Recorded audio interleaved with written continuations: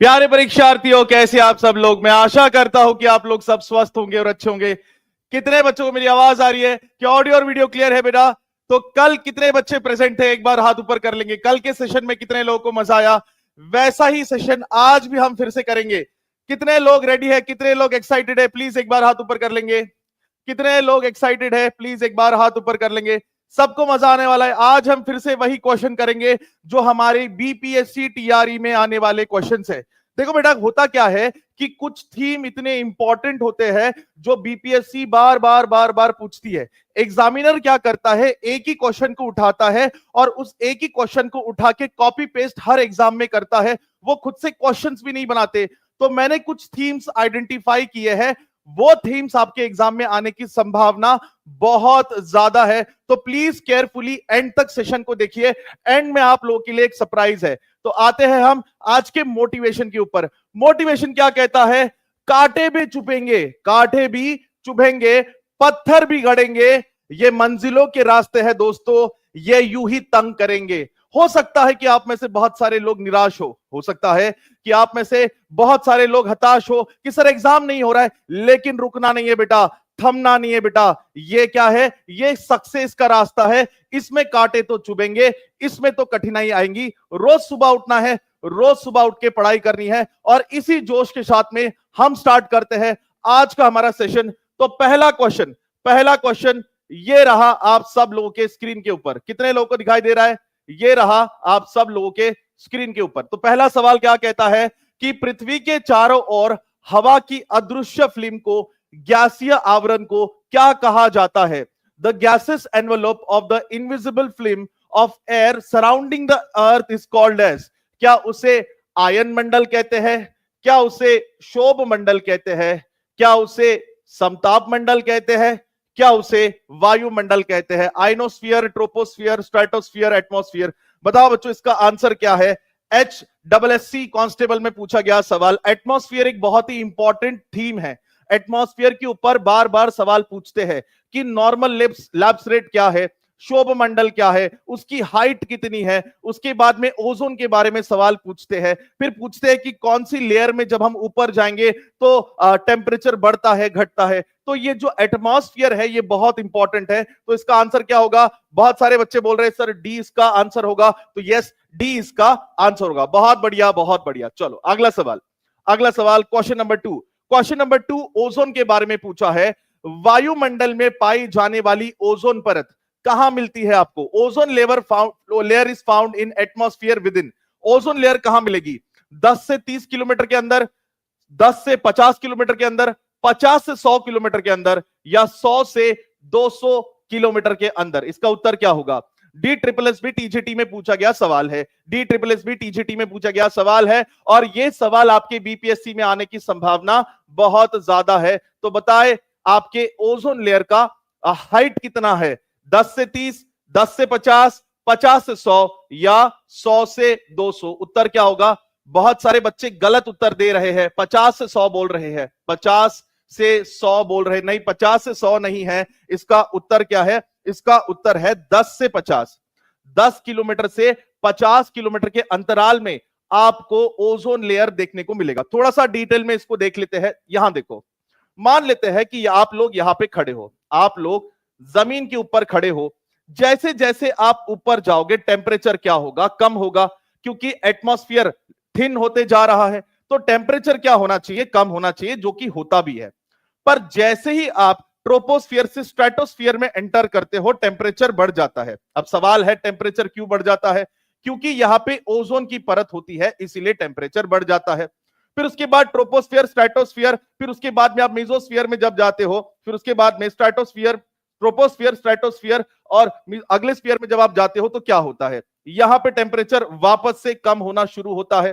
फिर जब आप वापस से अगले लेयर में जाते हो तो वापस से टेम्परेचर बढ़ता है और जब आप वापस से ऊपर वाली लेयर में जाते हो तो वापस से टेम्परेचर कम होता है। तो टेम्परेचर कम होता है, बढ़ता है, कम होता है, बढ़ता है, कम होता है, यही चलते रहता है। ठीक है, चलो तो थोड़ा डिटेल में पढ़ लेंगे। शोभ मंडल, ट्रोपोस्फियर की हाइट कितनी है? सरफेस से 18 किलोमीटर। ध्रुवों पर कितनी है? 8 किलोमीटर। भूमध्य रेखा पे कितनी है? 18 किलोमीटर। अगर आपको ऐसा सवाल आए कि शोभ मंडल की एवरेज हाइट कितनी है, अगर आपको एक सवाल आता है कि शोभ मंडल की एवरेज हाइट कितनी है, एवरेज समझते हो ना, एवरेज, तो वो लगभग लगभग 12 से 13 किलोमीटर है। कभी कभी ध्रुवों की तरफ वो छोटी है और भूमध्य रेखा की तरफ वो बड़ा है, ठीक है। तो कभी कभी आपको ऐसा सवाल भी आएगा कि एवरेज हाइट बता दो, तो आपको एवरेज हाइट पता होनी चाहिए। फिर आता है आपका समताप मंडल, जो 18-20 किलोमीटर से लेके तो 50 किलोमीटर तक चलता है। आप बोलोगे सर अभी तो आपने 10 किलोमीटर बताया, ये एवरेज है, एवरेज को एवरेज की तरह समझो। उसके बाद अब आता है मीजोस्फीयर। मीजोस्फीयर की हाइट कितनी है, मध्य मंडल 50 से 80 किलोमीटर। फिर उसके बाद में आता है थर्मोस्फीयर, तापमंडल। तापमंडल में हाइट कितनी होती है, 80 से 500 किलोमीटर। और उसके बाद आता है एक्सोस्फीयर। एक्सोस्फीयर, एक्सोस्फीयर की हाइट कितनी होती है, एक्सोस्फीयर की हाइट होती है आपके 500 किलोमीटर से लेके तो उसके बाहर, उसके बाहर फिर स्पेस लग जाता है, उसके बाहर स्पेस लग जाता है। अगला सवाल, अगला सवाल, शोभ मंडल की औसत ऊंचाई कितनी है। क्या पूछा है, देखो औसत पूछा है, औसत का मतलब समझते हो ना, एवरेज। एवरेज पूछा है आपको, एवरेज पूछा है। एवरेज का मतलब समझते हो ना, शब्द का मतलब समझो, शब्द का मतलब समझो, औसत, एवरेज। एवरेज, एवरेज कितनी होगी, एवरेज हाइट कितनी होती है ट्रोपोस्फियर की, 13 किलोमीटर, 80 किलोमीटर, 50 किलोमीटर, 44 किलोमीटर। इसका उत्तर क्या होगा, और इसका उत्तर जो होगा वो होगा आपका 13 किलोमीटर। एवरेज पूछा है, एवरेज पूछा है, इसीलिए 13 किलोमीटर होगा। आप बोलोगे सर यहां पे तो आपने 18 किलोमीटर बोला, यहां पे एवरेज इस्तेमाल नहीं किया मैंने, एवरेज ये शब्द मैंने इस्तेमाल नहीं किया। कहीं 18 किलोमीटर है भूमध्य रेखा के पास में और ध्रुवों के पास 8 से 10 किलोमीटर है, तो उसका एवरेज जो होता है वो एवरेज हो जाता है 13 किलोमीटर। समझ में आया। चलो अगला सवाल, अगला सवाल बहुत इंपॉर्टेंट। अगला सवाल बिहार प्राइमरी टीचर में पूछा गया सवाल है। देखो बार बार बीपीएससी वाले थीम रिपीट कर रहे हैं, बार बार बीपीएससी वाले थीम रिपीट कर रहे हैं, यही थीम आपके एग्जाम में आने की संभावना है, ठीक है बेटा। तो सवाल क्या कहता है, तापमान सबसे कम कहां होता है, लोवेस्ट टेम्परेचर सबसे कम कहां होता है। क्या वो समताप मंडल है, शोभ मंडल है, मध्य मंडल है, more than above, none of the above. इसका उत्तर क्या होगा, इसका उत्तर क्या होगा, सबसे कम, लोवेस्ट टेम्परेचर। लोवेस्ट टेम्परेचर आपको कहां देखने को मिलेगा, तो थोड़ा सा देख लेते हैं कि मान लेते हैं कि आप लोग यहां पे हो, आप लोग यहां पे हो, आप लोग सुपरमैन की तरह, बैटमैन की तरह हवा में उड़ने लगे, तो क्या होगा, टेम्परेचर कम होते जाएगा। क्या होगा, टेम्परेचर कम होते जाएगा। उसके बाद ट्रोपोस्फियर से स्ट्रेटोस्फियर में जब आप एंटर करोगे तो यहां पे ओजोन की परत है, ओजोन की परत होने के कारण यहां पे टेम्परेचर क्या हो जाएगा, बढ़ जाएगा। और उसके बाद फिर आप जब अगली लेयर में जाओगे तो यहां पे टेम्परेचर कम हो जाएगा। अब बताओ ये अगली लेयर कौन सी है, ट्रोपोस्फियर, स्ट्रेटोस्फियर। अब बताओ ये अगली लेयर कौन सी है। बहुत सारे बच्चे कह रहे हैं कि सर सी होगा, यस इसका आंसर क्या होगा, सी होगा। यहां पे टेम्परेचर -90 डिग्री, -80 डिग्री, -100 डिग्री भी चला जाता है, ठीक है। चलो अगला सवाल, अगला सवाल, सवाल नंबर 5। सवाल नंबर 5 क्या कहता है कि वायुमंडल की निम्नलिखित परतों में से किस एक में सबसे कम तापमान रिकॉर्ड किया गया है। सबसे कम, यहां पे बोलो क्या बोला है, सबसे कम तापमान रिकॉर्ड किया गया है। शब्द को देखो क्या बोला है, शब्दों को देखो क्या बोला है, सबसे कम, सबसे कम रिकॉर्ड किया गया है, सबसे कम बोला है। The lowest temperature is observed और recorded in which of the following layer, तो कौन से लेयर में, ट्रोपोस्फियर में सबसे कम टेम्परेचर रिकॉर्ड होगा, नहीं होगा। उसके बाद में, उसके बाद में स्ट्रेटोस्फियर में, स्ट्रेटोस्फियर में ओजोन होता है तो यहां पे टेम्परेचर बढ़ता है, कम नहीं होता। फिर उसके बाद में मीजोस्फीयर में टेम्परेचर कम होता है, थर्मोस्फियर में आयंस होते हैं, यहां पे टेम्परेचर बढ़ता है। तो इस वाले मंडल में टेम्परेचर बढ़ता है, इस वाले मंडल में टेम्परेचर घटता है, इस वाले मंडल में टेम्परेचर घटता है, और इस वाले मंडल में टेम्परेचर बढ़ता है। तो मीजोस्फीयर उसका उत्तर होगा, मीजोस्फीयर इसका उत्तर होगा, थर्मोस्फियर नहीं होगा, थर्मोस्फियर नहीं होगा, ठीक है। समझ में आया सबको, मजा आ रहा है सबको, प्लीज एक बार हाथ ऊपर करके बता देंगे सर हमें समझ में आ रहा है, सर हमें समझ में आ रहा है, सर हमें सारे कॉन्सेप्ट समझ में आ रहे हैं।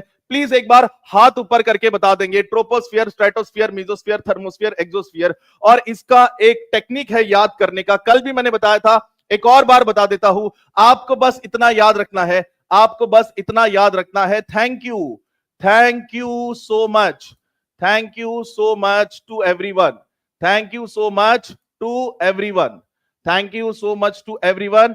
आपके सारे मंडल आपको याद हो जाएंगे। तो यहां देखो, यह है ट्रोपोस्फियर, यह है स्ट्रेटोस्फियर, यह है मेसोस्फियर, यह है थर्मोस्फियर और यह एक्सोस्फियर। यहां पे जैसे जैसे आप ऊपर जाओगे टेम्परेचर कम होता है, उसके बाद में यहां पे जैसे जैसे आप ऊपर जाओगे टेम्परेचर बढ़ता है। क्यों? क्योंकि यहां पे ओजोन है, इसीलिए।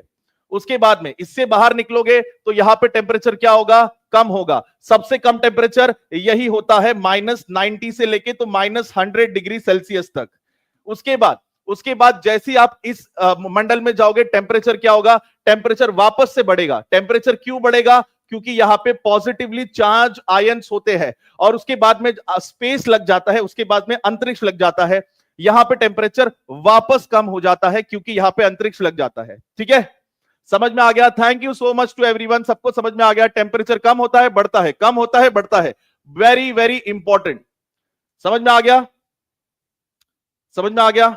चलो बढ़िया, सब बच्चों को समझ में आ गया। कितने बच्चों को ये ट्रिक बहुत अच्छी लगी? कितने बच्चों को ये ट्रिक बहुत अच्छी लगी? सर हमें ऐसी ही ट्रिक बताइए, और भी बहुत सारी ट्रिक्स लेके आया हूं आपके लिए। क्या आपको ये सारी ट्रिक्स चाहिए?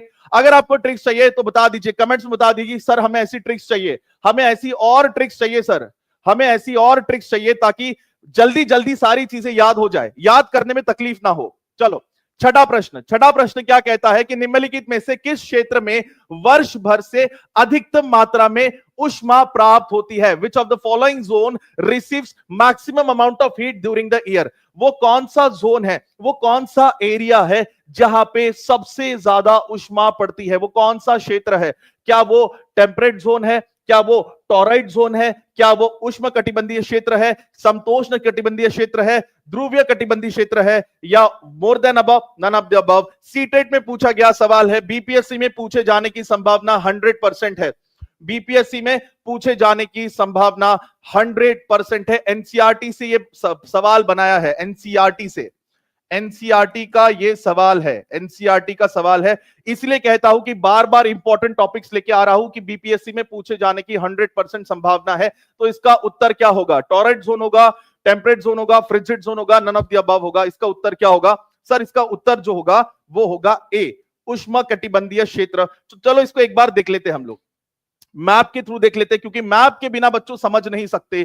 ज्योग्राफी बिना मैप के आप समझ नहीं सकते, मैप के बिना ज्योग्राफी आप समझ ही नहीं सकते। अरे फोटोज वोटोज तो बाद में देखेंगे, हाथ से मैप बनाएंगे। और कितने बच्चों को मैप बनाना सीखना है? कितने बच्चों को मैप बनाना सीखना है कि सर हमें भी सिखा दो, हमें भी सिखा दो कि भारत का नक्शा कैसे बनाते हैं? कितने लोगों को सीखना है कि भारत का नक्शा कैसे बनाते हैं, पूरे वर्ल्ड का नक्शा कैसे बनाते हैं? कमेंट्स में एक बार बता देंगे कि हमें भी सीखना है कि भारत का नक्शा और पूरे वर्ल्ड का नक्शा कैसे बनाते हैं। आपको सिखा दूंगा, एक स्पेशल सेशन ले लेंगे आपके लिए, एक स्पेशल सेशन ले लेंगे आपके लिए, और उस सेशन में आपके लिए हम बता देंगे कि वर्ल्ड मैप कैसे बनाते हैं। क्योंकि मैप से बहुत सारे सवाल आते हैं, मैप से बहुत सारे सवाल आते हैं। अगर आपका मैप पक्का है, अगर आपका मैप पक्का है तो आपके 3-4 मार्क्स तो पक्के हो गए। चलो 3-4 मार्क्स तो आपके पक्के हो गए। अब यहां देखो, ये क्या है? ये है आपका कर्क रेखा, ये है भूमध्य रेखा, ये है भूमध्य रेखा, और उसके बाद में ये क्या है? आपकी मकर रेखा। तो ट्रॉपिक ऑफ कैंसर, इक्वेटर और ट्रॉपिक ऑफ कैप्रिकॉर्न। बता दो ये कौन सा महीना है? कमेंट्स में सब लोग बता देंगे ये कौन सा महीना है, कमेंट्स में बता देंगे ये कौन सा महीना है। ये महीना है सर कौन सा? जून का महीना है। ये कौन सा महीना है? दिसंबर का महीना है। ये कौन सा महीना है? मार्च का महीना है। और सितंबर का महीना है। तो यहां देखो, जनवरी, फरवरी, मार्च, अप्रैल, मई, जून, जुलाई, अगस्त, सितंबर, अक्टूबर, नवंबर, दिसंबर। जनवरी, फरवरी, मार्च, अप्रैल, मई, जून, जुलाई, अगस्त, सितंबर, अक्टूबर, नवंबर, दिसंबर। इसका मतलब हमारा जो सूर्य है वो यहां तक जाएगा ऊपर ऊपर, और फिर यहां तक आएगा नीचे नीचे। तो इस वाले क्षेत्र में सबसे ज्यादा धूप पड़ती है। जब इस वाले क्षेत्र में सबसे ज्यादा धूप पड़ती है तो क्या होगा? तो उष्ण कटिबंधीय क्षेत्र में सबसे ज्यादा तापमान होगा। अब अगर उष्ण कटिबंधीय क्षेत्र में सबसे ज्यादा तापमान होगा तो फिर क्या होगा? वाष्मीकरण भी यही होगा।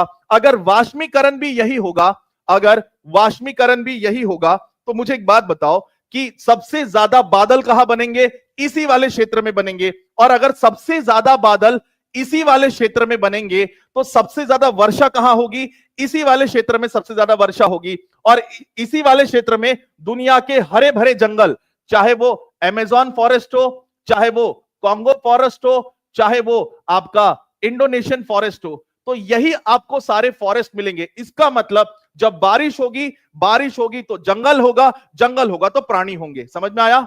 चलो, एक कॉन्सेप्ट से हमने बहुत सारे कॉन्सेप्ट पढ़ लिए। सातवां प्रश्न क्या कहता है कि वातावरण मुख्यतः गर्म होता है। इसका कारण क्या है? The atmosphere is heated mainly by. Atmosphere क्यों गर्म होता है? क्या कारण है? क्या कारण है एटमॉस्फेयर गर्म होता है? क्या कारण है? क्या कारण है? क्या क्या किस कारण की वजह से? शॉर्ट वेव सोलर रेडिएशन, सौर लघु तरंगों की वजह से, रिफ्लेक्टेड सोलर रेडिएशन जो रिफ्लेक्शन होता है उसकी वजह से, दीर्घ तरंग से, या फिर स्कैटरिंग से? बताओ, क्या स्कैटरिंग से हमारा वायुमंडल गर्म होता है, लॉन्ग वेव रेडिएशन से होता है, या फिर रिफ्लेक्शन से होता है, या शॉर्ट वेव रेडिएशन से होता है? तो इसका उत्तर क्या होगा? इसका उत्तर क्या होगा? सर बी होगा, सर सी होगा, सर लॉन्ग वेव रेडिएशन होगा, सर लॉन्ग वेव रेडिएशन होगा। बढ़िया बेटा, जितने लोगों ने भी सही बोला, सी बोला है, उनका सही आंसर है। तो पहले एक बार देख लेते हैं, पहले इसको एक बार देख लेते हैं। तो मान लेते हैं कि आपकी जमीन है, ये आपका सूरज है, तो सूरज से क्या निकलती है? छोटी तरंगे निकलती है, शॉर्ट वेव रेडिएशन। अब शॉर्ट वेव रेडिएशन निकलती है तो ये हमारा वायुमंडल है। वायुमंडल पता है क्या करता है? इन शॉर्ट वेव रेडिएशन को आने देता है, इन शॉर्ट वेव रेडिएशन को आने देता है, और जब ये जमीन से टकराती है तो ये लॉन्ग वेव रेडिएशन बन जाती है, ये लॉन्ग वेव रेडिएशन बन जाती है। और ये लॉन्ग वेव रेडिएशन अंतरिक्ष में जाना चाहती है, लेकिन मनुष्य ने क्या किया? हमारे एटमॉस्फेयर में CO2 डाल दिया, हमारे एटमॉस्फेयर में CO2 डाल दिया, जिसके कारण क्या हुआ? ये लॉन्ग वेव रेडिएशन अंतरिक्ष में नहीं जा सकती, ये लॉन्ग वेव रेडिएशन अंतरिक्ष में नहीं जा सकती। इस लॉन्ग वेव रेडिएशन को वापस से धरती पे आना पड़ता है, जिसके कारण हमारा जो पृथ्वी है वो गर्म हो जाता है। और इसी को ही कहते हैं ग्लोबल वार्मिंग, इसी को ही क्या कहते हैं? Global warming. यानी कि हमारी पृथ्वी गर्म हो रही है, और गर्म क्यों हो रही है? CO2 के कारण। CO2 को आपने वायुमंडल में डाला, ये तरंगे बाहर जाना चाहती है लेकिन जा नहीं पा रही, इसी के कारण।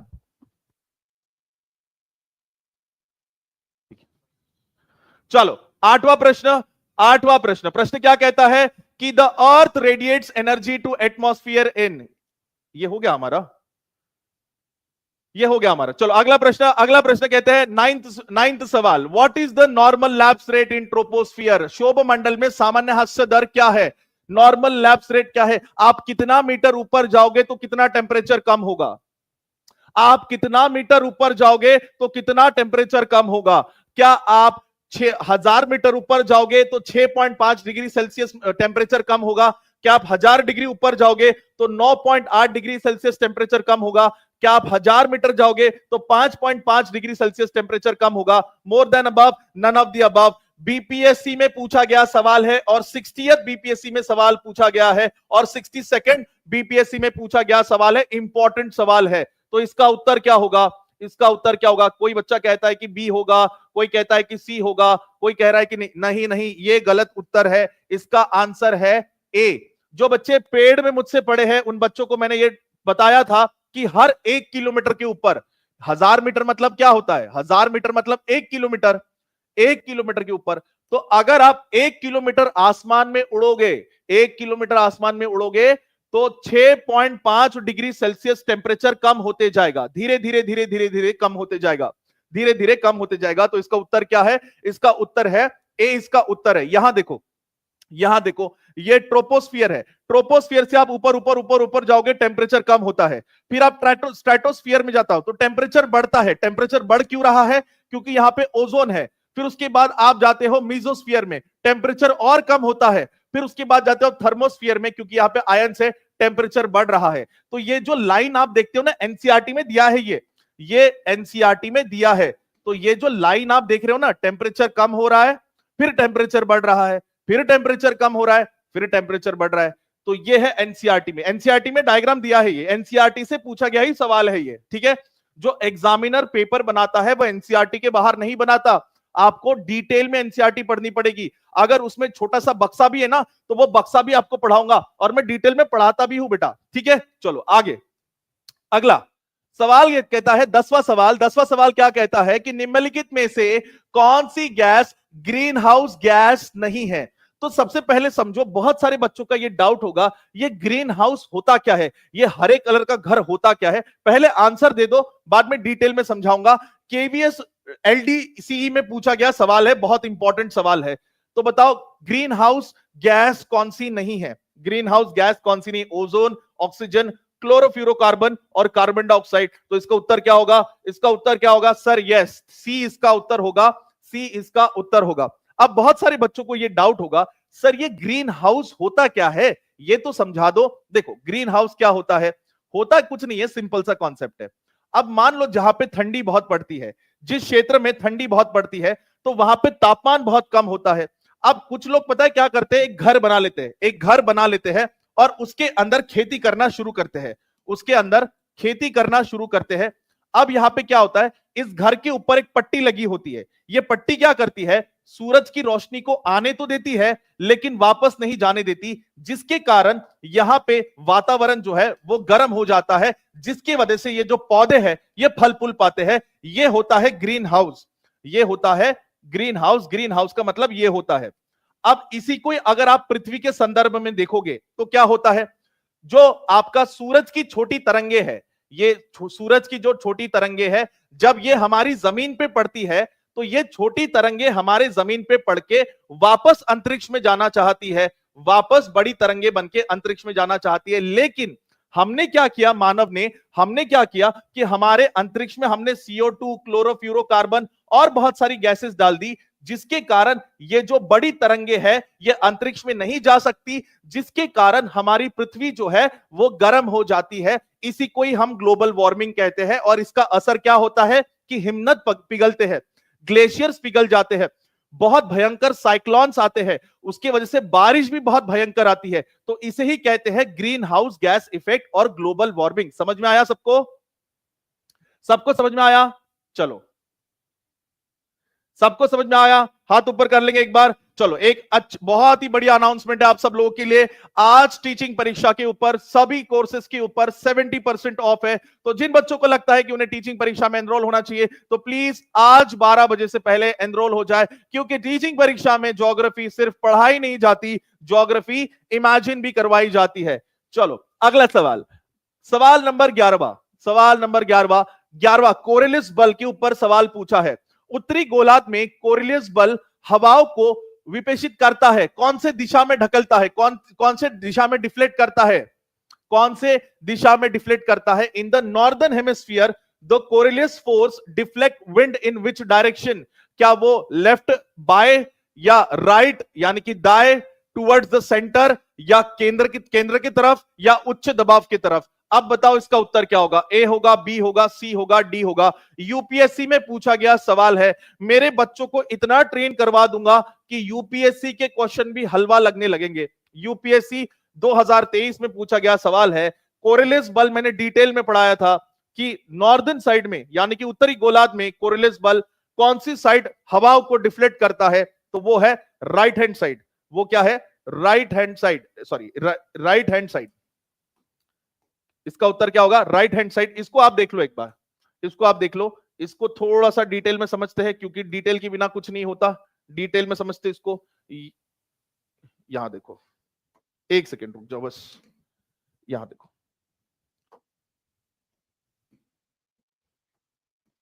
ये हमारा पृथ्वी है, ये भूमध्य रेखा है, ये भूमध्य रेखा है। अब अगर मैं कोई भी, अगर हवाएं इधर से इधर आती है, अगर हवाएं इधर से इधर आती है, अगर हवाएं जो है वो इधर से इधर आना चाहती है तो हवाएं सीधा नहीं आएंगी, मुड़ जाएंगी। अगर हवाएं जो है यहां से ऐसा जाना चाहती है तो सीधा नहीं जाएंगी, ऐसी मुड़ जाएंगी। अब सोचो आप यहां पे खड़े हो, अब सोचो आप यहां पे खड़े हो और ये क्या है आपका राइट साइड, ये क्या है आपका राइट साइड। अब सोचो आप यहां पे खड़े हो, आप सोचो यहां पे खड़े हो, ये क्या है आपका, एक मिनट,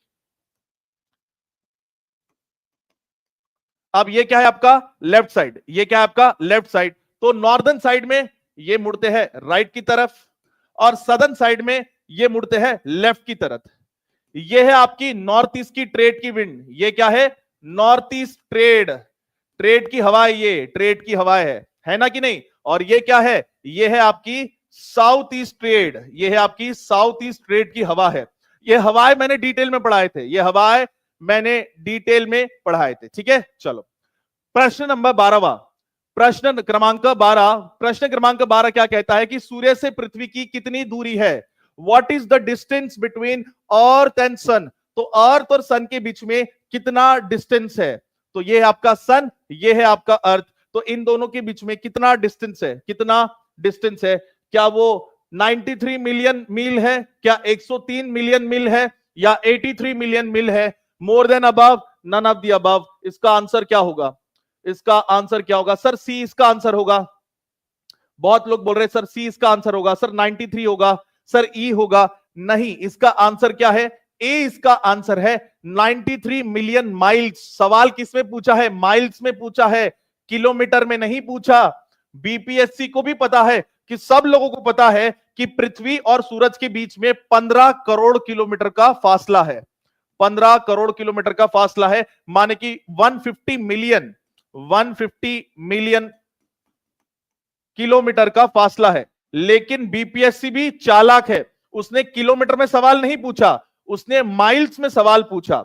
तो अब यहां पे आप कंफ्यूज हो गए। 115 करोड़ को माइल्स में अगर कन्वर्ट करेंगे या 150 मिलियन को माइल्स में कन्वर्ट करेंगे तो 93 मिलियन माइल्स होता है, 93 मिलियन माइल्स होता है। यहां पे आपको कंफ्यूज करवा दिया, यहां पे आपको कंफ्यूज करवा दिया। बीपीएससी टीआरई 2 में पूछा गया सवाल है, बहुत इंपॉर्टेंट सवाल है। बीपीएससी टीआरई 2 में पूछा गया सवाल है, बहुत इंपॉर्टेंट सवाल है। इसलिए कहता हूं कि क्वेश्चंस करिए, बहुत इंपॉर्टेंट है क्वेश्चंस आपके लिए। क्योंकि अगर ये क्वेश्चन मिस हो गए तो बेटा एक दो क्वेश्चंस तो आपके मिस हो जाएंगे, सिलेक्शन रुक जाएगा। सिलेक्शन रुकना नहीं चाहिए, इसलिए कहता हूं कि सेशन को ज्यादा से ज्यादा लोगों में शेयर कीजिए, व्हाट्सएप ग्रुप पे शेयर कीजिए, टेलीग्राम ग्रुप पे शेयर करिए, क्योंकि सबका मंगल हो, सब बच्चों का मंगल होना चाहिए, कोई भी पीछे नहीं रहना चाहिए, सबका एग्जाम निकलना चाहिए। अगला सवाल तो थोड़ा डिटेल में पढ़ लेते हैं हम। एवरेज डिस्टेंस कितना है, एवरेज बोला है तो एवरेज को एवरेज की तरह समझो। 149 मिलियन किलोमीटर माने 14.96 करोड़ किलोमीटर, ये एग्जैक्ट है। लेकिन हम लोग क्या बोलते हैं, मोटा माटी 150 करोड़ किलोमीटर है। मोटा माटी 150 करोड़ किलोमीटर है, लेकिन एग्जैक्ट कितना है, 14.96 करोड़ किलोमीटर। जब हम एस्ट्रोनॉमिकल यूनिट में बात करते हैं तो अर्थ और सन के बीच में डिस्टेंस कितना है, एक खगोलीय इकाई। पृथ्वी और सूर्य के बीच की औसत दूरी कितनी है, एक खगोलीय इकाई, 1 एस्ट्रोनॉमिकल यूनिट।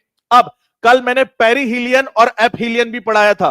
पेरिहीलियन का मतलब क्या होता है, जब सूरज पृथ्वी के बहुत पास होता है, जब सूरज पृथ्वी के बहुत पास होता है। कितना पास होता है, लगभग 14 करोड़ किलोमीटर, 14 करोड़ किलोमीटर। और ये जनवरी के महीने में होता है। आप बोलोगे जनवरी के महीने में तो सर मुझे ठंडी लगती है, लेकिन आपको भले ही ठंडी लगे, लेकिन यहां पे क्या होता है, यहां पे सूरज पृथ्वी से नजदीक होता है। सूरज आपसे नजदीक हो या दूर हो, इससे फर्क नहीं पड़ता पृथ्वी के ऊपर ठंडी होगी या गर्मी होगी।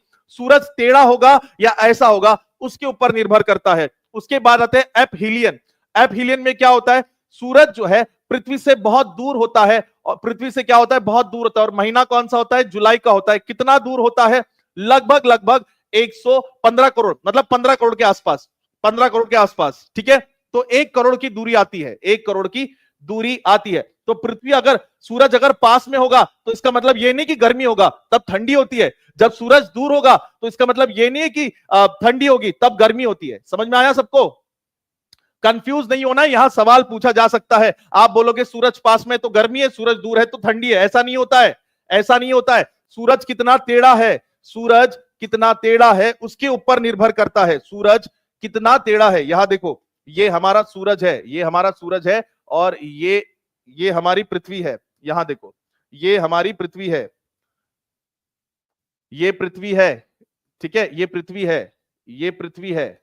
अब कितना, सूरज कितना दूर है उससे फर्क नहीं पड़ता, सूरज कितना दूर है उससे फर्क नहीं पड़ता। फर्क किससे पड़ता है कि आपकी पृथ्वी कितनी टेढ़ी है। फर्क किससे पड़ता है, आपकी पृथ्वी कितनी टेढ़ी है, इससे फर्क पड़ता है। तो यहां क्या होगा, यहां होगी गर्मी, यहां पे क्या होगी, गर्मी होगी। और यहां पे क्या होगी, ठंडी होगी। यहां पे क्या होगी, ठंडी होगी। और यहां पे क्या होगा, सेम वैसे ही होगा। यहां पे जो होगी वो होगी गर्मी, और यहां पे क्या होगी, यहां पे होगी ठंडी। समझ में आया? समझ में आया कि नहीं आया? अगला सवाल, अगला सवाल, सवाल कहता है कि निम्नलिखित नगरों में से कौन सा नगर कर्क रेखा के उत्तर में अवस्थित है? तो ट्रॉपिक ऑफ कैंसर के ऊपर, ट्रॉपिक ऑफ कैंसर के ऊपर कौन सा शहर है? ऊपर बोला है, ट्रॉपिक ऑफ कैंसर के ऊपर बोला है, नीचे नहीं बोला है। इसका मतलब यहां पे मैप्स बहुत इंपॉर्टेंट है। इसका मतलब जिन बच्चों का मैप अच्छा है वही बच्चे इसका उत्तर दे सकते हैं। रट्टा रट्टा मारने वाले इसका आंसर नहीं दे सकते। जिनका मैप बहुत अच्छा है, तो वो कौन सी सिटी है? बीपीएससी टीआरई 2 में पूछा गया सवाल है, बीपीएससी टीआरई 2 में पूछा गया सवाल है, वो कौन सी सिटी है जो ट्रॉपिक ऑफ कैंसर के उत्तर में आती है? उत्तर में आती है। क्या वो भोपाल है? क्या वो आइजवाल है? क्या वो रांची है? More than above, none above. उत्तर क्या होगा? उत्तर जो उसका बी होगा, आइजवाल होगा। क्या होगा? आइजवाल होगा। बहुत इंपॉर्टेंट है, इसलिए बोलता हूं कि मैप आपको सीखना बहुत जरूरी है। भारत का नक्शा आपको सीखना बहुत जरूरी है, क्योंकि भारत के नक्शे के बिना आप एग्जाम नहीं निकाल पाओगे। 3-4 सवाल तो भारत के नक्शे से ही आते हैं, 3-4 सवाल तो भारत के नक्शे से ही आते हैं। भारत का नक्शा अगर बनाते आता है, कितने लोग चाहते हैं कि एक स्पेशल सेशन हो जाए? कितने लोग चाहते हैं कि एक स्पेशल सेशन हो जाए भारत के नक्शे के ऊपर? भारत के नक्शे के ऊपर कि हमें भारत का नक्शा निकालना सिखा दीजिए, हमें भारत का नक्शा निकालना सिखा दीजिए सर। तो इससे आपके 2-3 सवाल तो सही हो जाएंगे, 2-3 सवाल तो आपके सही हो जाएंगे भारत के नक्शे से। अगर आप चाहते हो तो कमेंट्स में लिख के बता दे। तो उत्तर क्या है इसका? इसका उत्तर है आइजवाल। अब थोड़ा डिटेल में इसका एक्सप्लेनेशन भी देख लेते हैं एक बार। क्या बोला है कि ट्रॉपिक ऑफ कैंसर जो है, जो आपकी कर्क रेखा है, वो बहुत सारे सिटीज से पास होती है। तो उन सिटीज के नाम क्या है?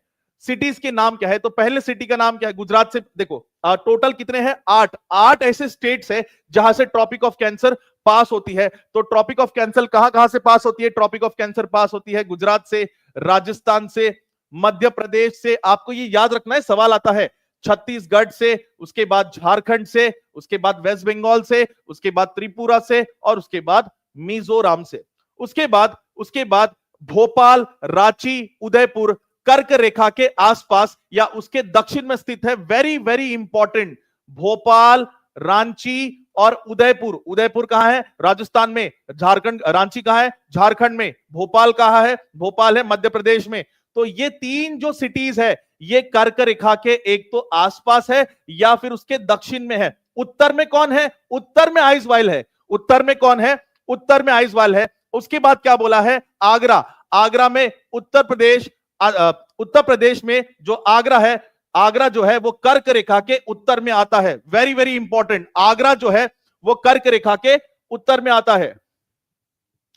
आगरा जो है कर्क रेखा के उत्तर में आता है। अगर यहां पे आगरा होता, अगर इस सवाल में आगरा होता तो मोर देन 1 अबव होता।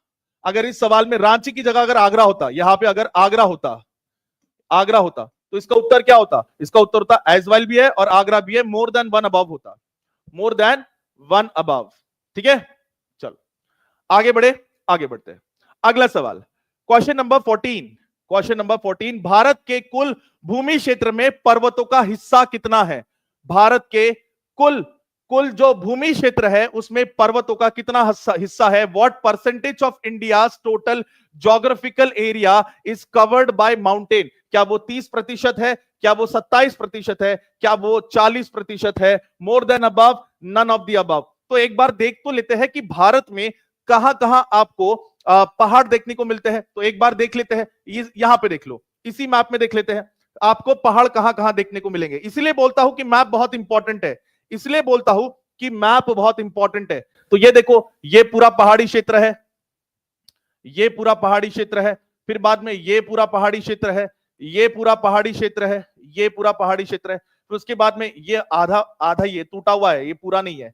उसके बाद में अगर आप देखोगे ये अरावली है, ये अरावली है। अब ये क्या है? ये है भारत, और ये है भारत में प्रमुख पहाड़ियां। ये है भारत और भारत की प्रमुख पहाड़ियां। पहाड़ी वाला क्षेत्र कौन सा है? यही पहाड़ी वाला क्षेत्र है। अब बताओ कितना परसेंट हुआ? कितना परसेंट हुआ? ये परसेंट हुआ ए 30%। इसका आंसर क्या है? 30% इसका आंसर है। कितने लोगों का 30% सही आया? कितने लोगों का 30% सही आया? हाथ ऊपर कर लेंगे। सर मेरा 30% सही आया, सर मेरा 30% सही आया। कितने कितने लोगों का सही आया, कितने लोगों का सही आया? 30%। कितने लोगों का सही आया, कितने लोगों का सही आया? हाथ ऊपर कर लेंगे। सर मेरा सही आ गया। इसलिए कहता हूं कि बहुत इंपॉर्टेंट है मैप, बहुत इंपॉर्टेंट है। आपके लिए एक स्पेशल सेशन ले लेंगे और आपको वर्ल्ड मैप सिखा देंगे और आपको इंडिया का मैप भी सिखा देंगे। ठीक है, चलो अगला सवाल। अगला सवाल प्रश्न नंबर 15। ये थोड़ा सा अच्छा खासा सवाल है, बीपीएससी टीआरई 2 में पूछा गया सवाल है। अगर इस सवाल को आपको हल करना है तो आपको एनसीईआरटी आनी चाहिए, क्लास 9 की NCERT, physiography of India chapter number 2 ये आना चाहिए आपको। अगर वो चैप्टर आता है तो ये सवाल का जवाब आप दे दोगे। सवाल पूछा है बीपीएससी टीआरई 2 में। मैं बार बार बोलता हूं एनसीईआरटी बहुत इंपॉर्टेंट है, मैं बार बार बोलता हूं एनसीईआरटी बहुत इंपॉर्टेंट है। कहां से सवाल आ रहे हैं? एनसीईआरटी, एनसीईआरटी से सवाल आ रहे हैं, क्लास 9 की एनसीईआरटी से सवाल आ रहे हैं, क्लास 9 की एनसीईआरटी से सवाल आते हैं। इसीलिए जो बीपीएससी टीआरई 4 की प्रिपरेशन कर रहे हैं, कृपया करके एनसीईआरटी को निगलेक्ट ना करें, एनसीईआरटी को पढ़े। ठीक है, अब सवाल क्या कहता है कि भौगोलिक क्षेत्रफल के अनुसार भारत की निम्नलिखित भौतिक यानी कि ज्योग्राफिक इकाइयों को आप क्रम अनुसार लगाइए। तो क्रम अनुसार लगाइए। क्या पहले केंद्रीय उच्च भूमि आती है, महान मैदान आता है, तटीय मैदान आता है, उसके बाद उत्तरी पर्वत आते हैं? तो इसका उत्तर क्या होगा? इसका उत्तर क्या होगा? 3 1 2 4 होगा, 1 2 3 4 होगा, 2 4 1 3 होगा, मोर देन अबव होगा, नन ऑफ द अबव होगा। इसका आंसर क्या होगा? सर सी इसका आंसर होगा। सर बहुत बच्चे बोल रहे हैं सर सी इसका आंसर होगा, कुछ लोग बोल रहे हैं सर इसका बी इसका आंसर होगा। कितने लोगों को लगता है कि सी इसका आंसर होगा? कितने लोगों को लगता है कि बी इसका आंसर होगा?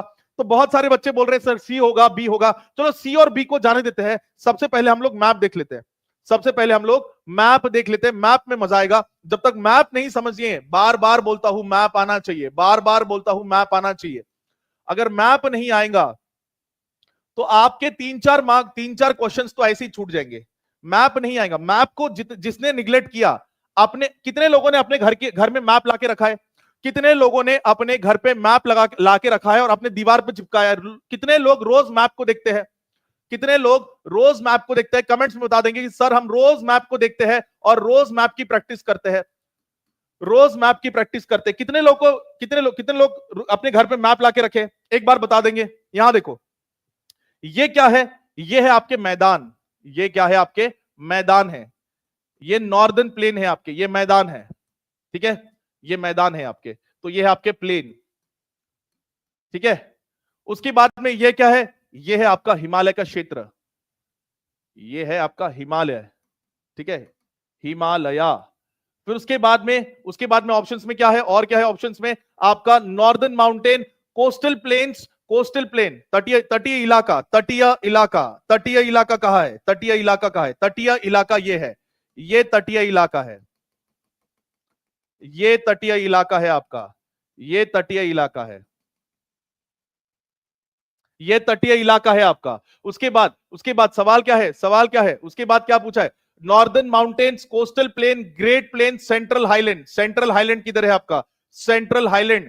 केंद्र उच्च भूमि कहां पे है? तो ये केंद्र उच्च भूमि यहां है, केंद्र उच्च भूमि यहां है। तो नंबर 1 पे कौन आएगा? नंबर 1 पे आएगा ये, नंबर 1 पे आएगा ये। नंबर 2 पे कौन आएगा? ये आएगा। नंबर 3 पे ये, नंबर 4 पे ये आएगा। तो अगर नीचे से ऊपर जाओगे तो ऐसा आएगा, ऊपर से नीचे आओगे तो ऐसा आएगा, नीचे से ऊपर जाओगे तो ऐसा आएगा, और ऊपर से नीचे जाओगे तो ये 1 पे आएगा, ये 2 पे आएगा, ये 3 पे आएगा और फिर ये 4 पे आएगा। तो पूछा क्या है? ऊपर से नीचे पूछा है कि नीचे से ऊपर पूछा है? अब बताओ इसका उत्तर क्या होगा? अब बताओ इसका उत्तर क्या होगा? अब बताओ इसका उत्तर क्या होगा? अब आप लोग बताओ इसका उत्तर क्या होगा? आप बताओ इसका उत्तर क्या होगा? ऊपर से नीचे इसका उत्तर क्या होगा? जल्दी बता दे इसका उत्तर क्या होगा? इसका उत्तर होगा बी। इसका उत्तर क्या होगा? बी होगा, सी होगा, ए होगा? इसका उत्तर होगा ए। इसका उत्तर होगा ए। इसका उत्तर होगा तटीय मैदान पहले आते हैं, फिर उसके बाद में आता है आपका केंद्रीय उच्च भूमि, फिर उसके बाद में आएगा महामैदान और उसके बाद आएगा आपका उत्तरी पर्वत। तो उत्तर क्या होगा? ए इसका उत्तर होगा, ए इसका उत्तर होगा, सी इसका उत्तर नहीं होगा। अधिकतम छात्रों ने इसका गलत उत्तर दिया। कितने लोगों को लगता है कि मैप बहुत इंपॉर्टेंट है? कितने लोगों को लगता है कि मैप बहुत इंपॉर्टेंट है? देखो, इस मैप से मैंने सवाल सॉल्व कर लिया, इस मैप से मैंने क्वेश्चन सवाल सॉल्व कर लिया। बीपीएससी हर साल आपको कम से कम 2 से 3 सवाल ऐसे करेंगी जिसमें मैप बहुत इंपॉर्टेंट है। जिसमें मैप बहुत इंपॉर्टेंट है। तो जिन बच्चों ने सी किया, आपको मैप बहुत ज्यादा पढ़ने की जरूरत है। अगर आप मैप नहीं पढ़ोगे तो आपके मार्क्स नहीं आएंगे, आपके मार्क्स नहीं आएंगे। मैप बहुत इंपॉर्टेंट है। भारत की सबसे ऊंची पर्वत श्रृंखला कौन सी है? भारत में सबसे ऊंची पर्वत श्रृंखला कौन सी है? Which is the highest mountain range in India?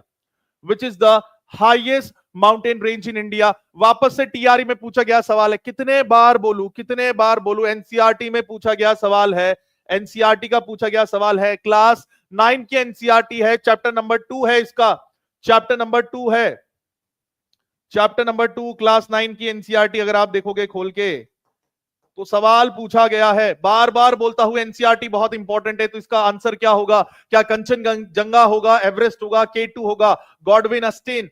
K2 इसका आंसर है, K2 इसका आंसर है। तो थोड़ी सी एडिशनल इंफॉर्मेशन भी हम लोग देख लेते हैं K2 के बारे में, माउंट एवरेस्ट के बारे में, कंचनजंगा के बारे में। तो सबसे पहले माउंट एवरेस्ट के बारे में देख लेते हैं कि माउंट एवरेस्ट की हाइट कितनी है। 8,848.86 मीटर इसकी हाइट है। ये इसका स्थान कहां पे है? नेपाल और चाइना के बॉर्डर पे है, और ये विश्व की सबसे ऊंची चोटी है। ये इसको याद रखना, ये तो आपको पता ही होगा। उसके बाद कंचनजंगा, कंचनजंगा इसका स्थान कहां पे है? इंडिया नेपाल बॉर्डर पे, सिक्किम के पास, ठीक है। और ये विश्व की तीसरी सबसे ऊंची चोटी है। और उसके बाद आते हैं गॉडविन अस्टिन के बारे में, K2, mount Godwin Austen K2, इसकी ऊंचाई कितनी है? 8,611 मीटर। और ये कहां पे है? पीओके में है, पाकिस्तान ऑक्यूपाइड कश्मीर में है, पाकिस्तान ऑक्यूपाइड कश्मीर में है। और ये दुनिया की दूसरी सबसे ऊंची चोटी है। तो कोई बात नहीं सर, हमें दिखा दो ना सर,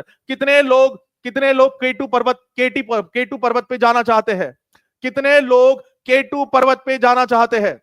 कितने लोग हैं जो K2 पर्वत पे जाना चाहते हैं? अभी आपको K2 पर्वत पे लेके चलता हूं। कितने लोग गूगल मैप के जरिए K2 पर्वत पे जाना चाहते हैं? K2 पर्वत देखना चाहते हो तो बहुत बढ़िया, चलो K2 पर्वत की तरफ चलते हैं, K2 पर्वत की तरफ चलते हैं, K2 पर्वत की तरफ चलते हैं। बढ़िया, चलो चलेंगे, मजे से चलेंगे, K2 पर्वत पे चलेंगे। हमें K2 पर्वत देखना है सर, तो घर बैठे बैठे आपको K2 पर्वत की सैर कराएंगे। तो चले K2 पर्वत चलते हैं, K2 माउंटेन।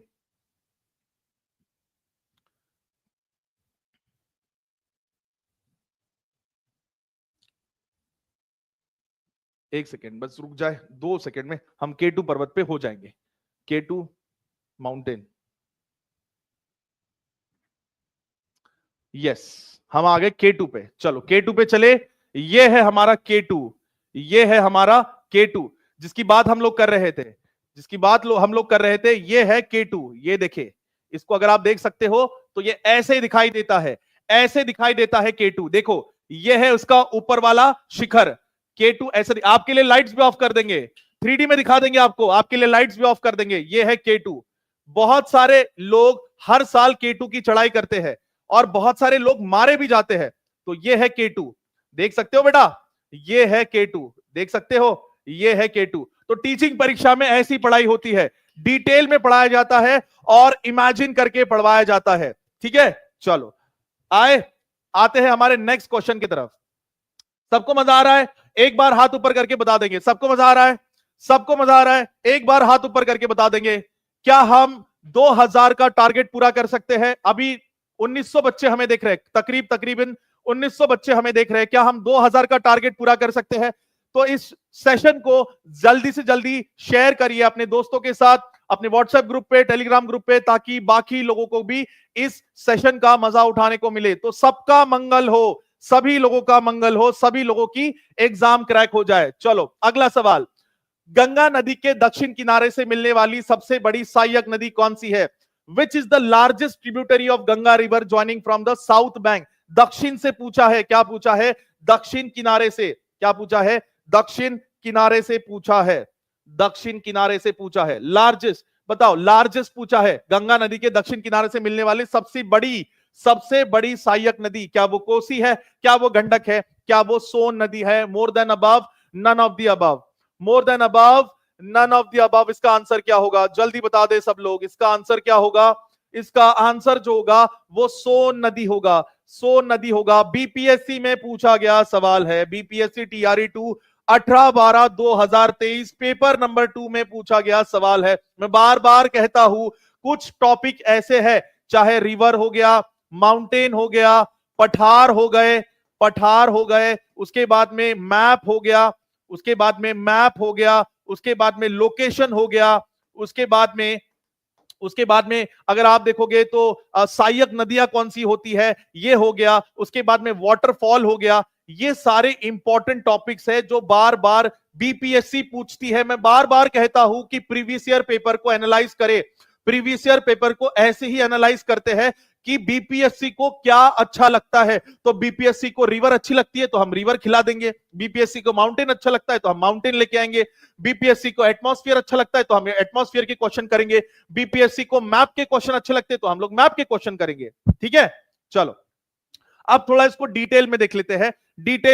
सोन नदी, अब यहां देखोगे आप, ये है सोन नदी, यहां देखो आप, ये सोन नदी किसकी सहायक नदी है, ये देखो, ये किसकी सहायक नदी है, गंगा नदी। ये देखो, ये है आपकी गंगा नदी, ये आ रही है आपकी गंगा नदी और ये इधर जा रही है। अब इधर से देखो, ऊपर से यानी कि उत्तर से कौन सी इसकी सहायक नदी है, तो कोसी, उसके बाद में गंडक, कोसी के बाद गंडक, और गंडक के बाद घाघरा, और उसके बाद में इधर से गोमती, इधर से कौन आ रही है, गोमती, फिर इधर से आ रही है राम गंगा। और अगर आप दक्षिण से अगर आप देखोगे तो यहां देखो, यहां से कौन आ रही है, यहां से सोन आ रही है, यहां से आ रही है केन।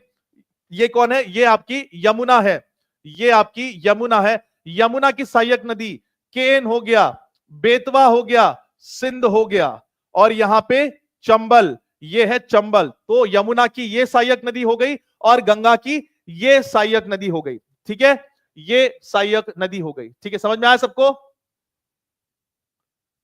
समझ में आया? चलो नेक्स्ट, शांत घाटी किस राज्य में स्थित है? बीपीएससी टीआरई 2 में पूछा गया सवाल, शांत घाटी किस राज्य में स्थित है? शांत घाटी किस राज्य में स्थित है? बीपीएससी टीआरई 2.0 में पूछा गया सवाल है, बीपीएससी टीआरई 2 में पूछा गया सवाल है। इसका उत्तर क्या होगा? क्या असम इसका उत्तर होगा? क्या केरला इसका उत्तर होगा? क्या वेस्ट बंगाल इसका उत्तर होगा? More than above, none of the above, इसका उत्तर क्या होगा? तो इसका उत्तर होगा केरला, इसका उत्तर होगा Kerala. Silent valley national park इसी घाटी में है। इसका मतलब बीपीएससी को घाटी बहुत पसंद है। मतलब आप क्या करोगे, एनसीईआरटी में जितने भी घाटियां दिए हैं उन सारी घाटियों को पढ़ लोगे, ना सिर्फ एनसीईआरटी में, गूगल करके भी सारी घाटियों को पढ़ लोगे, क्योंकि आज साइलेंट वैली घाटी से सवाल पूछा है, अगली बार किसी और घाटी से सवाल पूछ सकते हैं, तो संभावना है यहां पे। तो ऐसे प्रीवियस पेपर को एनालाइज करते हैं। अगला सवाल, आगे बढ़ते हैं। अगला सवाल, सोन नदी का उत्पत्ति स्थल अमरकंटक कहां स्थित है? अमरकंटक कहां स्थित है? माकालू रेंज है, कैमूर रेंज है, या मैकाल रेंज है? मैकाल श्रेणी पर्वत, या मकालू श्रेणी, या कैमर श्रेणी? More than above, none of the above. कहां पूछा गया सवाल है? बीपीएससी टीआरई 3.0 में पूछा गया सवाल है, बीपीएससी टीआरई 3.0 में सवाल पूछा गया है। मैं वापस से कहता हूं कि रिवर से सवाल आता है, नदियों से सवाल आ रहा है। इसका मतलब नदी जो है ये फेवरेट टॉपिक है, नदी जो है ये फेवरेट टॉपिक है बीपीएससी का फेवरेट टॉपिक है कि नदी का उद्गम कहां से होता है, नदी कहां से निकलती है, कहां जाती है। ये सारी चीजें बहुत इंपॉर्टेंट है, ये बहुत इंपॉर्टेंट है। तो इसका उत्तर क्या होगा? सोन नदी का उद्गम अमरकंटक, लेकिन अमरकंटक में कहां से? तो इसका उत्तर क्या होगा? मैकाल श्रेणी से। मैकाल रेंज बहुत इंपॉर्टेंट है, ये सवाल आने की संभावना है। तो इसको थोड़ा सा डिटेल में हम लोग देख लेते हैं कि सोन नदी का उद्गम कहां से होता है। तो इसका उद्गम स्थल है अमरकंटक का पठार, जो कि मध्य प्रदेश में है। यह है आपकी सोन नदी, ये है आपकी सोन नदी, और ये सोन नदी कहां जा रही है? यहां जा रही है। ये गंगा की क्या है? एक ट्रिब्यूटरी है। तो सोन नदी गंगा की एक प्रमुख सहायक नदी है। ये कहां से फ्लो करती है? ये मध्य प्रदेश से निकलती है, फिर ये उत्तर प्रदेश में जाती है, फिर झारखंड और बिहार से होके आपकी गंगा की सहायक नदी बन जाती है। इसके ऊपर मेजर डैम्स बने हैं। तो कौन से डैम है, कौन से बांध है, इनको एक बार देख लेते हैं। बांध सागर बांध, वेरी वेरी इंपॉर्टेंट, बांध सागर डैम वेरी वेरी इंपॉर्टेंट, जो कि मध्य प्रदेश में है। उसके बाद इंद्रापुरी जलवाष्य ये बिहार में है, वेरी वेरी इंपॉर्टेंट सवाल आने की संभावना है। इंद्रपुरी जलवाष्य और बाण सागर बांध, ठीक है।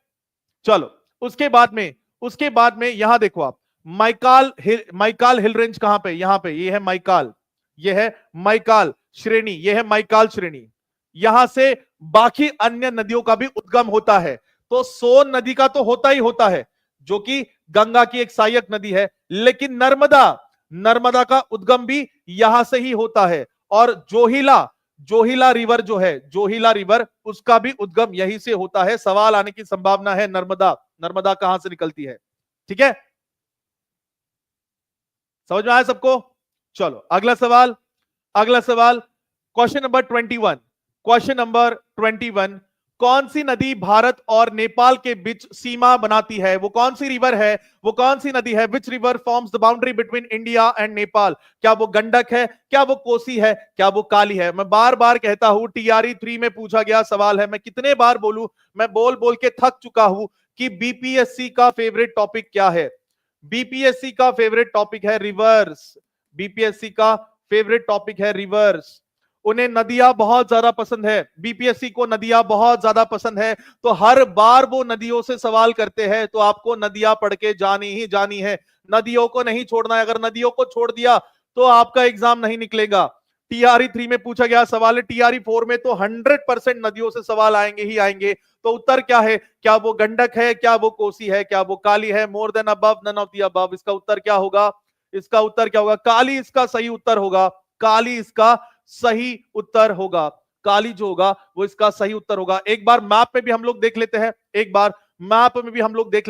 यहां पे देखो, ये है भारत, अगर आप देखोगे तो ये है नेपाल, और ये है काली रिवर, ये है काली रिवर, ये है काली रिवर। यहां पे आप देख सकते हो, ये है काली रिवर। बहुत बहुत इंपॉर्टेंट है, बहुत बहुत इंपॉर्टेंट है।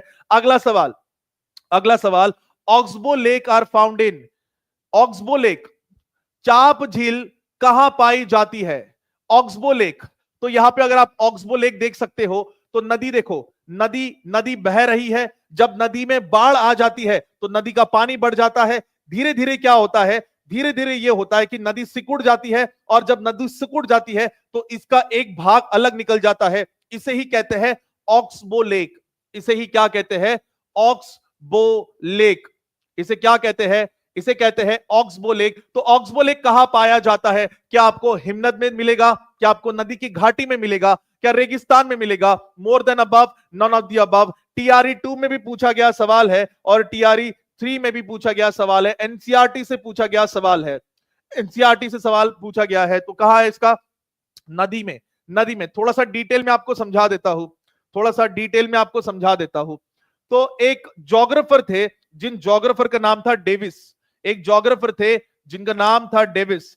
तो डेविस ने एक बहुत ही अच्छी थ्योरी दी थी। डेविस ने क्या बोला था कि इंसान कैसे पहले छोटा बच्चा होता है, फिर वो बड़ा बनता है, और बाद में वृद्ध बन जाता है, और उसके बाद में मर जाता है, उसके बाद में उसकी डेथ हो जाती है। ये होती है स्टेज, ये होती है इंसान की स्टेज। तो डेविस ने क्या बोला कि एक जो रिवर होती है, एक जो नदी होती है, उसके भी स्टेज होती है। स्टेज 1 में जब रिवर निकलती है तो वो बहुत तूफान में होती है। जैसे छोटा बच्चा हो गया, बहुत ही ज्यादा तूफान में होगा। यहां पे इरोजन होता है, अपर्दन होता है। यहां पे इरोजन होता है, अपर्दन होता है। फिर क्या होता है? जो रिवर है आपकी, ये जब बीच में आती है तो धीरे हो जाती है। ये जो रिवर है, जब ये अपने मिडिल स्टेज में आती है, ये अर्ली स्टेज, ये मिडिल स्टेज, यहां पे रिवर जो है वो धीरे हो जाती है। और जब रिवर धीरे हो जाती है तो ऐसी ये जो सांप जैसी रिवर चलती है ना, ऐसी बनती है, और यहां पे ही आपका ऑक्सबो लेक बनता है। और जब रिवर बुढ़ी हो जाती है, यानी कि वृद्ध हो जाती है, जब रिवर वृद्ध हो जाती है तो रिवर क्या करती है? अपने पास के जितने भी सेडिमेंट्स है, अपने पास में कंकड़ पत्थर मिट्टी जितना भी है, वो क्या करती है? वो नदी के मुंह के पास में समा देती है। और इसे हम लोग क्या कहते हैं? डेल्टा।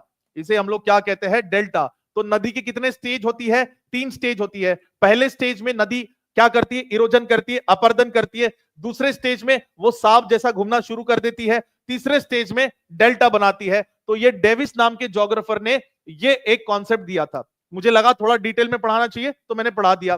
प्रश्न क्रमांक 23, 23, प्रश्न क्रमांक 23 क्या कहता है कि which of the following tributaries did not join the Brahmaputra river from the north.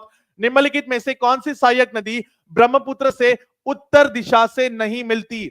उत्तर दिशा से नहीं मिलती। बीपीएससी स्कूल टीचर में पूछा गया सवाल है, बीपीएससी टीआरई 2 में पूछा गया सवाल है। बार बार कहता हूं, नदी नदी नदी, नदियों से सवाल पूछा जा रहा है, रिवर से सवाल पूछा जा रहा है। तो क्या इसका ऑप्शन होगा? सुबनसरी होगा, बिलसरी होगा, मानस होगा, मोर देन अबव होगा, नन ऑफ द अबव होगा? इसका उत्तर क्या होगा? जल्दी बता दे, इसका उत्तर क्या होगा? इसका उत्तर क्या होगा? इसका उत्तर क्या होगा? इसका उत्तर जो होगा वो सी होगा, मानस रिवर। इसका उत्तर क्या होगा? सी इसका उत्तर होगा, मानस रिवर। सी इसका सही उत्तर होगा। सी इसका सही उत्तर होगा, मानस रिवर। मानस रिवर इसका सही उत्तर होगा। ठीक है, चलो उसके बाद यहां पे चक्रवात, चक्रवात से एक सवाल पूछा गया है। चक्रवात से एक सवाल पूछा गया है बीपीएससी टीआरई 2 में चक्रवात से एक सवाल पूछा गया है। चक्रवात, कितने लोगों को चक्रवात के बारे में आइडिया है? जो बच्चों ने पेड में मुझसे पढ़ा है उन बच्चों को पता है कि मैंने डिटेल में आपको चक्रवात पढ़ाया था। प्रश्न क्रमांक 24 चक्रवात के ऊपर पूछा गया है। चक्रवात क्या कहता है कि भारत का कौन सा तट उष्णकटिबंधीय चक्रवात से सबसे अधिक प्रभावित होता है? Which of the Indian coast is most affected by tropical cyclone? क्या वो मालाबार है? क्या वो कोरमंडल है? क्या वो कोंकण है? More than above, none of the above?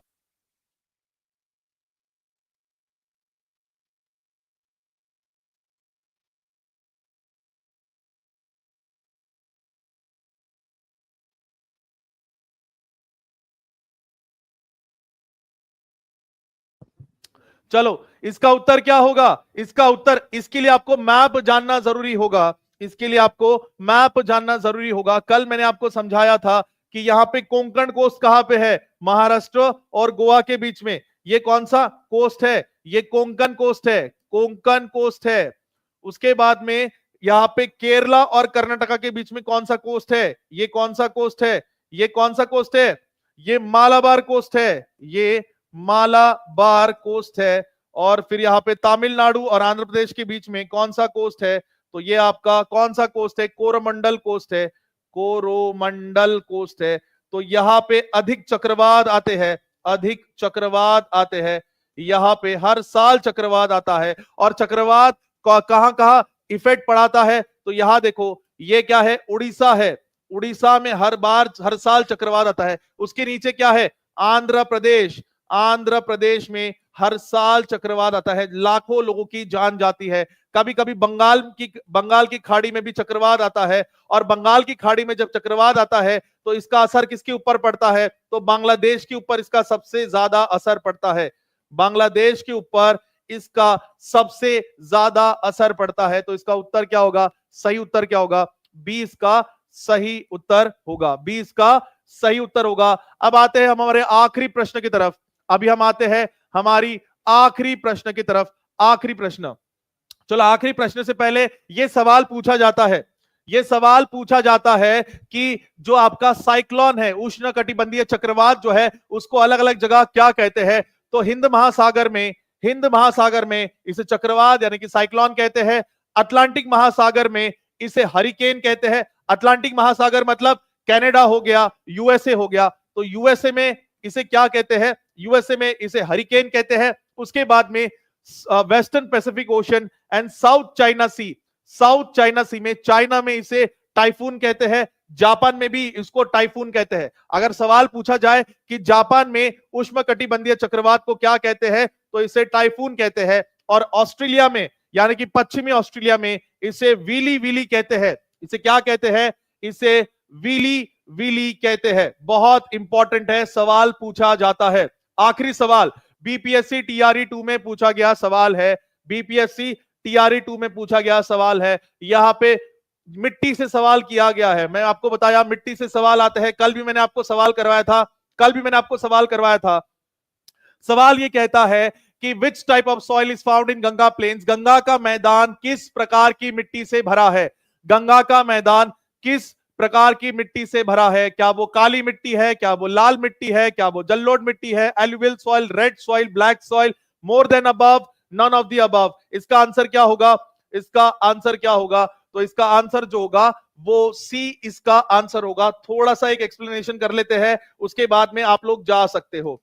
तो यहां देखो, हम वापस से प्यारा प्यारा भारत बनाएंगे। ये रहा हमारा प्यारा प्यारा भारत, ये रहा प्यारा प्यारा भारत, ठीक है। उसके बाद में यहां देखो, ये है हमारा नीचे वाला भाग, हमने इसको ऊपर ले आए और यहां से इसको जोड़ दे और ये रहा हमारा भारत। अब यहां देखो, यहां से नदियां कौन सी आ रही है, गंगा नदी आ रही है, यहां से ब्रह्मपुत्र नदी आ रही है, उसके बाद में यहां से यमुना नदी आ रही है, यमुना नदी आ रही है। अपने साथ में क्या लेके आ रही है, कंकड़ पत्थर मिट्टी लेके आ रही है। और हजारों सालों से यहां से देखो और नदियां बह रही है, इंडस, झेलम, चेनाब, रवि, ब्यास, सतलज।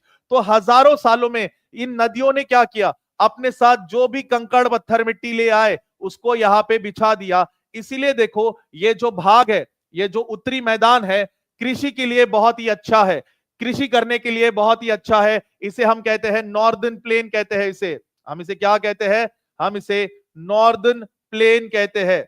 और यहां पे कौन सी मिट्टी मिलती है, जब भी नदी कोई मिट्टी लेके आती है उसे जल्लोड़ यानी कि एलुवियल सॉइल कहते हैं, एलुवियल सॉइल कहते हैं, एलुवियल सॉइल कहते हैं। काली मिट्टी कहां मिलेगी, काली मिट्टी वहां मिलेगी जहां दक्कन का पठार होगा।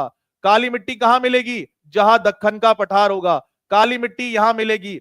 लेटराइट मिट्टी कहां मिलेगी, लेटराइट मिट्टी वहीं मिलेगी जहां पे सबसे ज्यादा वर्षा होती है, यानी कि वेस्टर्न घाट और ईस्टर्न घाट। यहां पे आपको लेटराइट सॉइल मिल जाएगा। और ये जो नॉर्थ ईस्ट है, नॉर्थ ईस्ट में भी आपको लेटराइट सॉइल मिल जाएगा। रट्टा मारने की कोई जरूरत नहीं है, लेकिन क्योंकि टीचिंग परीक्षा में ज्योग्राफी पढ़ाई नहीं जाती, इमेजिन करवाई जाती है। कॉन्सेप्ट बहुत इंपॉर्टेंट है, हम लोग कॉन्सेप्ट्स पे ध्यान देते हैं बेटा। तो आप सब लोगों को समझ में आया, जिन बच्चों को समझ में आया, आज का सेशन बहुत अच्छा लगा, तो प्लीज एक बार सेशन को लाइक कर देंगे और कमेंट में लिख देंगे कि सर आज का सेशन बहुत अच्छा लगा।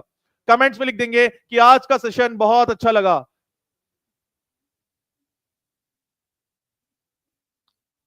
कमेंट्स में लिख देंगे आज का सेशन बहुत अच्छा लगा। कितने लोगों को आज का सेशन बहुत अच्छा लगा, एक बार हाथ ऊपर करके बता देंगे सर आज का सेशन बहुत अच्छा लगा, और सेशन को लाइक कर देंगे। तो आज के लिए इतना ही। मैं शुभम सर आपसे अलविदा लेता हूं और मिलता हूं आपको अगली क्लास में। Till then bye everyone, god bless you all.